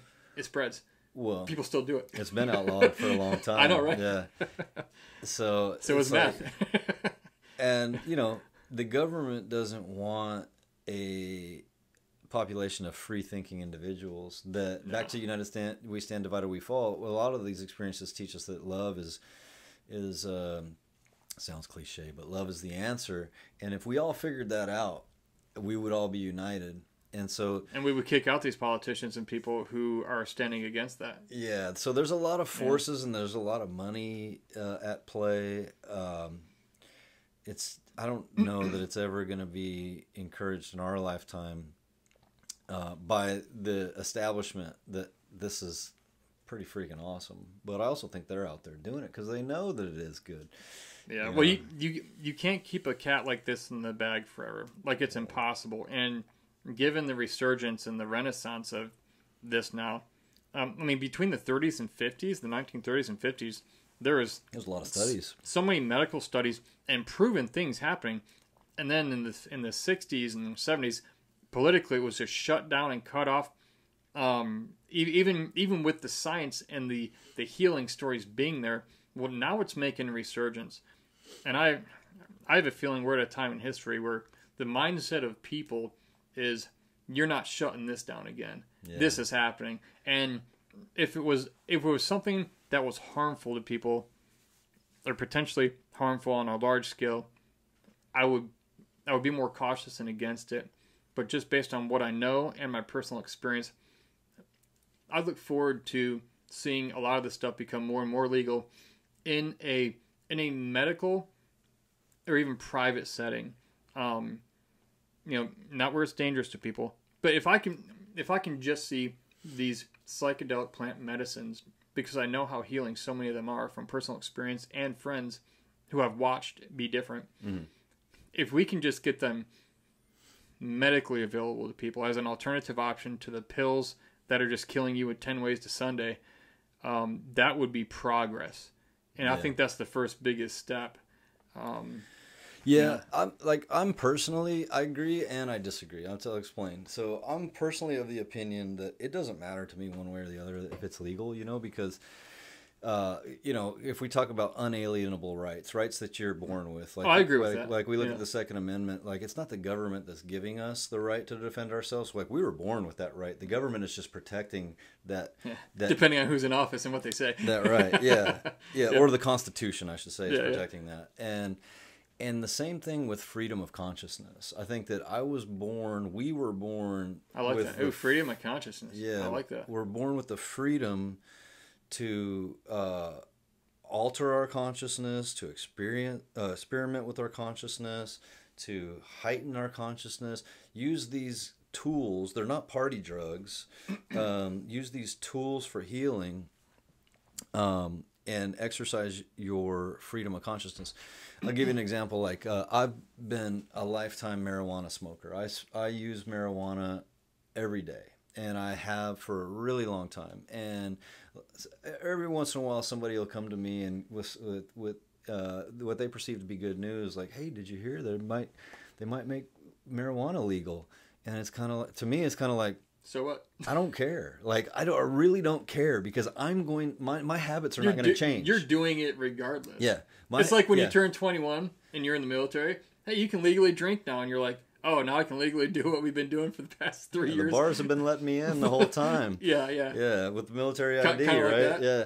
So yeah, it's like, it doesn't make any difference to me. Now, that's where I phrase it as, I disagree with you. Like, it doesn't make any difference to me one way or another. Well, no, I'm not disagreeing with you at all. But the way in this, I just meant systematically. If we can just get it to that point where at least the system is offering it medically, that would be huge progress. Because one way or another, with or without it legal, I don't believe that everything that's legal is right and that everything that's illegal is wrong. Yeah. And I'm with you on that. Well, where I agree with that, where I'm like, oh yeah, and I disagree and agree are probably bad words to use. It's just my thoughts on it. Like, like that aspect there is like, I don't really care if it's legal or not. I'm a human being, and it's my consciousness. I can do what I want to with it. Right. You just got to be smart and don't tell the cops. Yeah. But the benefits that I see from it becoming legal is a few different things. One, it will, so like if marijuana was legal in Texas all of a sudden, I'd have better access to it. I can just go down the street to the store and buy some, instead of I'm medically licensed to buy it in Oklahoma. I wouldn't have to take trips to Oklahoma. But in addition to that, a lot of people don't hold that opinion. I agree with you that what's legal is not moral, and what's moral is not necessarily legal. They don't. It's two different things: morality and legal. Yeah, you have to look at each individual issue. Yeah.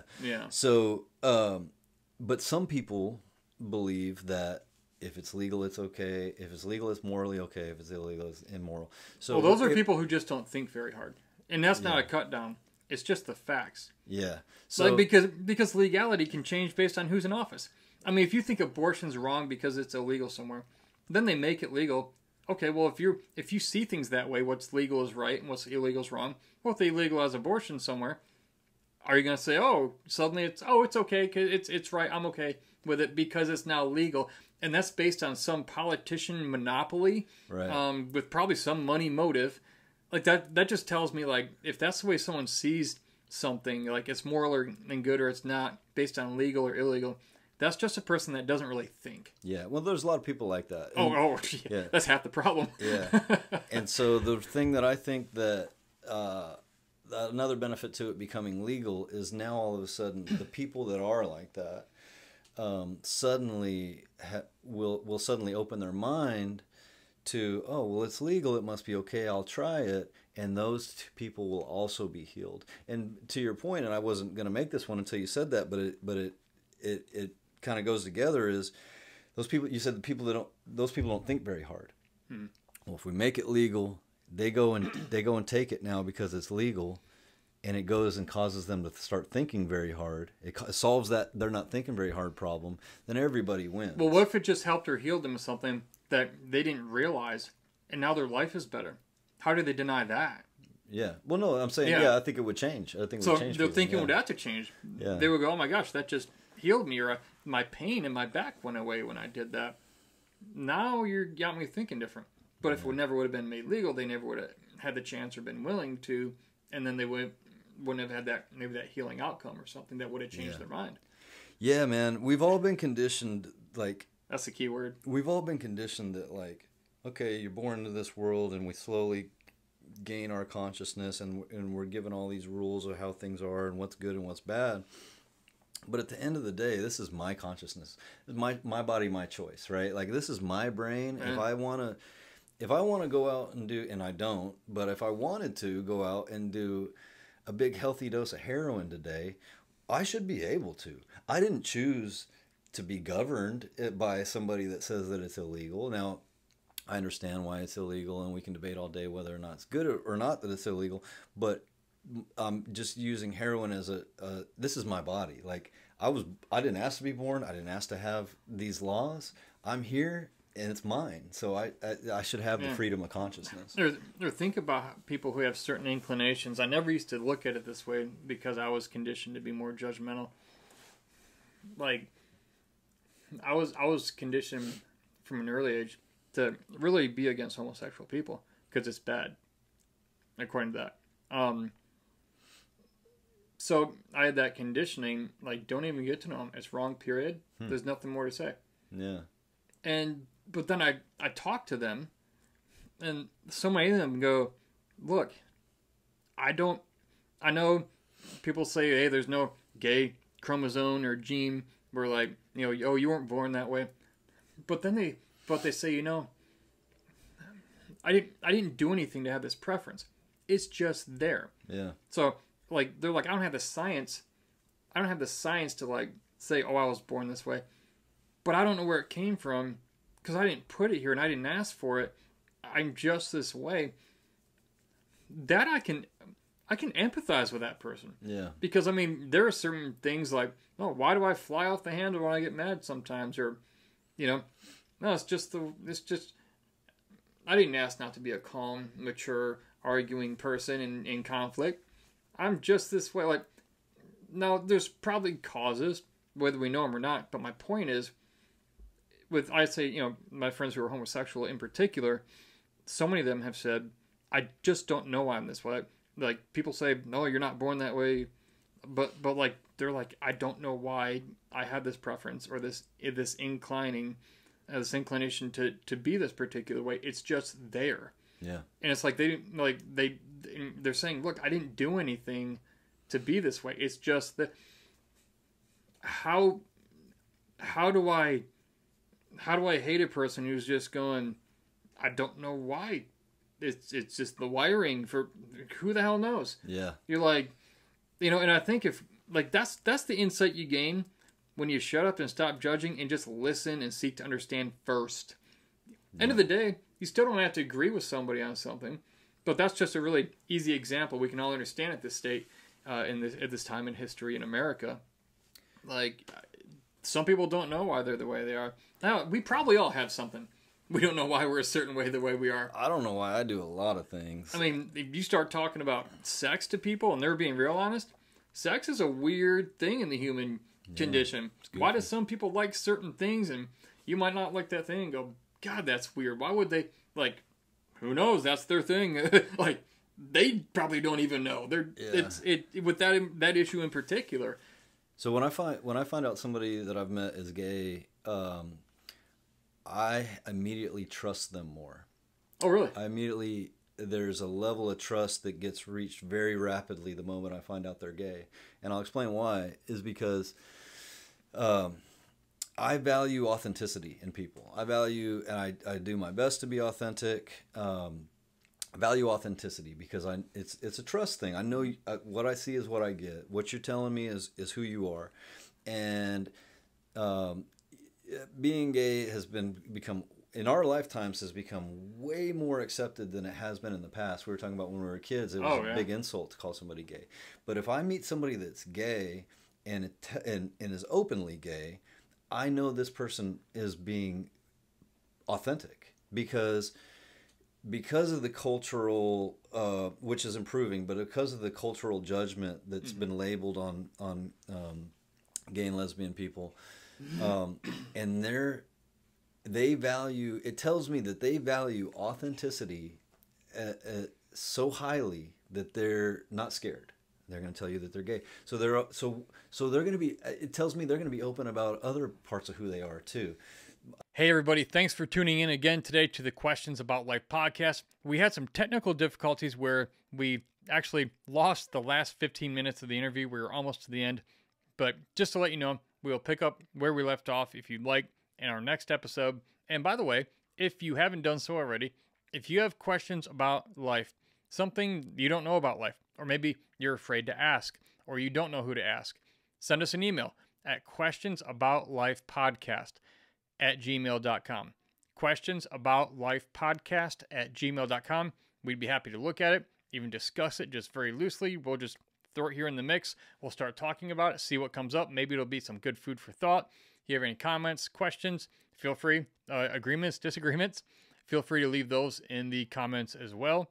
Be sure to give us a rating if you enjoyed this. If you didn't, well, still do what you want. But anyway, send us those questions at questionsaboutlifepodcast@gmail.com, and we look forward to serving you and talking about these questions about life in our next episode.